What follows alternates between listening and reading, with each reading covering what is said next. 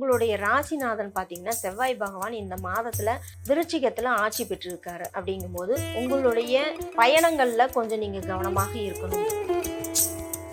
4ஆம் இடத்துல குரு பகவான் உச்சம் பெற்று இருக்காரு. அப்போ உங்களுடைய ராசிநாதன் பாக்குறாரு. அப்படி இருக்கும்போது குருவோட உச்ச பலன் உங்களுக்கு அருமையாக இருக்கும். உங்களுடைய ராசிக்கு 11ஆம் இடத்துல ராகு. அப்போ ராகு பகவான் 11ல் இருக்கும்போது லாபங்களை அள்ளி தரக்கூடிய வாய்ப்பு இந்த மாதம் உங்களுக்கு அருமையாக இருக்கும்.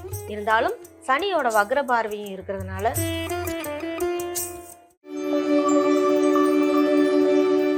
உங்களுடைய ராசிக்கு உங்களுடைய ராசிநாதன் பார்த்தீங்கன்னா செவ்வாய் பகவான் இந்த மாதத்துல விருச்சிகத்துல ஆட்சி பெற்றிருக்காரு. அப்படிங்கும்போது உங்களுடைய பயணங்கள்ல கொஞ்சம் நீங்க கவனமாக இருக்கணும். ஒரு சிறு சிறு விபத்துக்களோ ஒரு காலில் அடிபடுறதோ இந்த மாதிரியான விஷயங்கள் நடக்கும். உடல் ஆரோக்கியத்திலும் நீங்க கொஞ்சம் கவனம் செலுத்தணும். சரியான நேரத்திற்கு நீங்க உணவு சாப்பிட்றது, சரியான நேரத்துல நீங்க தூங்குறது, இந்த மாதிரியான விஷயங்கள் நீங்க சரியா செய்யும் போது உடல் உங்களுக்கு ஆரோக்கியமாக இருக்கும் அப்படிங்கிறதுல சந்தேகம் இல்லை.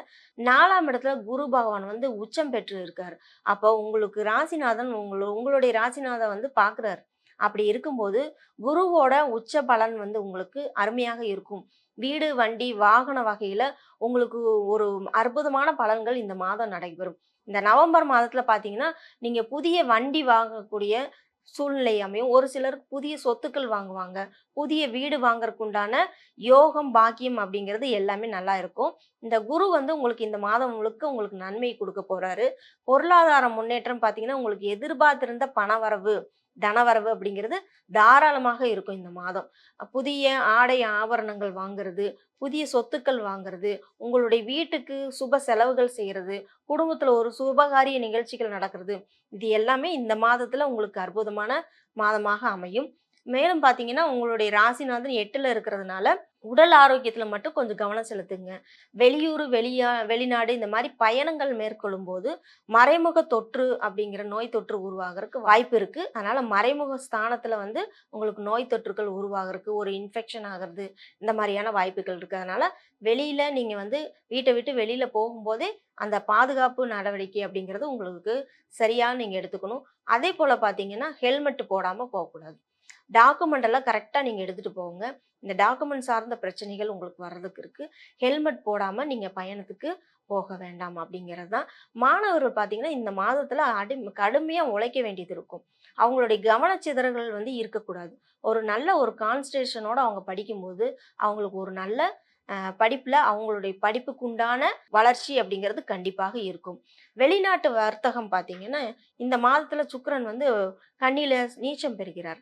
அப்ப இந்த மாத பிற்பகுதியில இருக்கிறவங்களுக்கு இது வெளிநாட்டு மூலமா உங்களுக்கு நல்ல ஒரு வருமானம் கிடைக்கும்.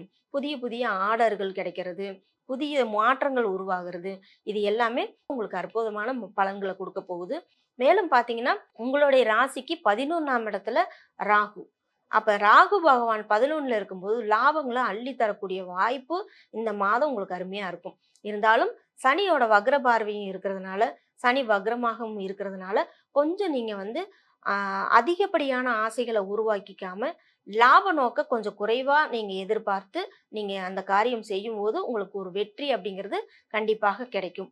இந்த மாதம் உங்களுக்கு ஒரு வெற்றி பெறக்கூடிய நல்ல வாய்ப்பாக அமையும். உங்களுடைய திறமைகளை பழிச்சிடக்கூடிய வகையில இந்த மாதம் அருமையாக இருக்கும். உங்களுக்கு திறமைக்கு தீனி போடுற வகையில இந்த மாதம் இருக்கும் அப்படிங்கிறத சொல்லலாம்.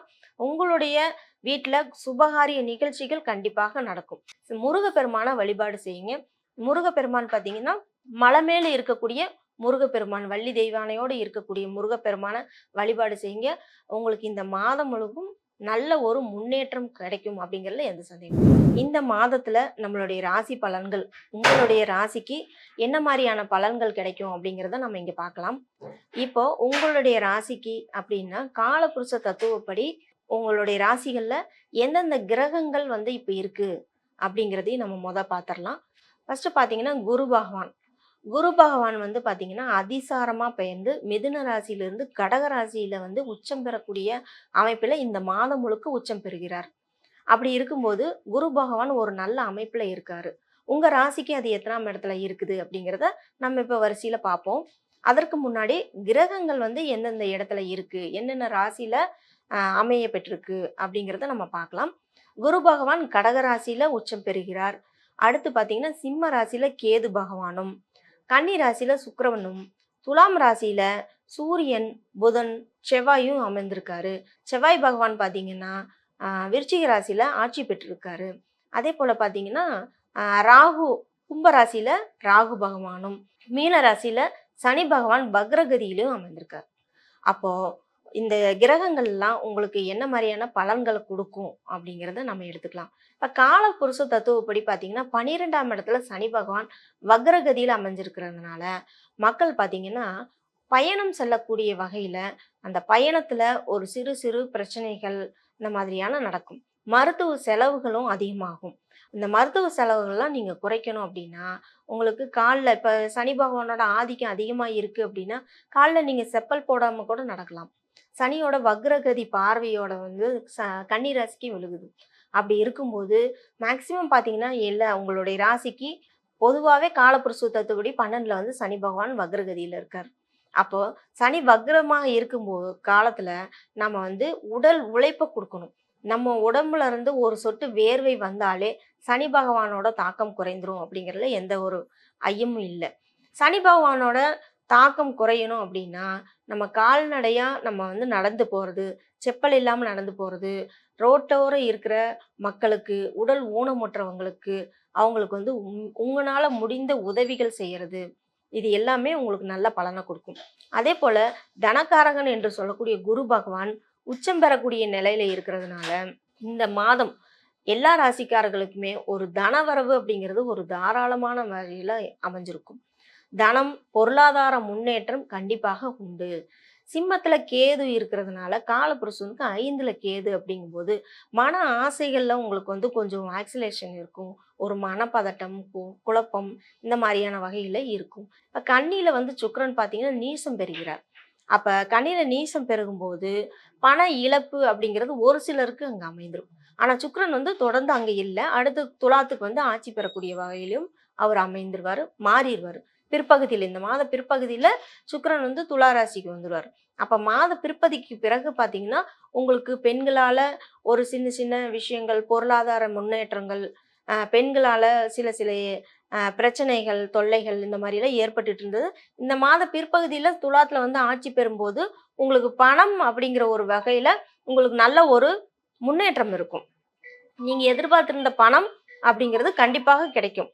அப்ப 12 ராசிக்காரர்களுக்குமே பார்த்தீங்கன்னா உங்களுடைய இந்த மாதம் ஒரு அற்புதமான மாதமாக அமையும். அதனால இந்த 12 ராசிக்கும் நல்ல ஒரு முன்னேற்றம் இருக்கும், நல்ல ஒரு வழிபாடு இருக்கும் அப்படின்னா. ஆனால் காலபுருஷன் தத்துவத்தில் 8ஆம் இடத்துல பார்த்தீங்கன்னா செவ்வாய் ஆட்சி பெறுகிறார்.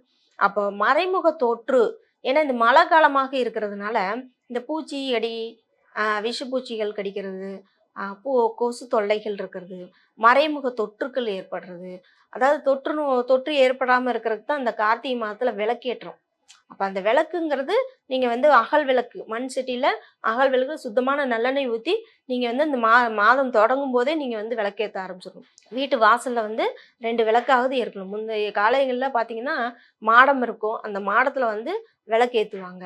அதை நீங்கள் வந்து தொடர்ந்து பயன்படுத்தணும். அப்போ தான் அந்த நோய் தொற்றுக்கள்லேருந்து நம்ம காட்டணும். கண்ணுக்கு தெரியாத பூச்சிகள், கண்ணுக்கு தெரியாத விஷயங்கள் இருக்கும்போது அந்த பூச்சிகளால் நம்மளுக்கு தொற்று நோய் பாதிப்பு அப்படிங்கிறது ஒன்று இருக்கும். அதனால் இந்த நவம்பர் மாதம் முழுக்கும் நீங்கள் வந்து அகல் விளக்குல நல்லெண்ணெய், சுத்தமான நல்லெண்ணெய் ஊற்றி நீங்கள் விளக்கேற்று வருவது அந்த மாதம் முழுக்கும், ஐப்பசி கார்த்திகை மாதம் முழுக்க நீங்கள் வந்து இந்த விளக்கேற்றுவது மிக ஒரு அற்புதமான பலன்களை கொடுக்கும்.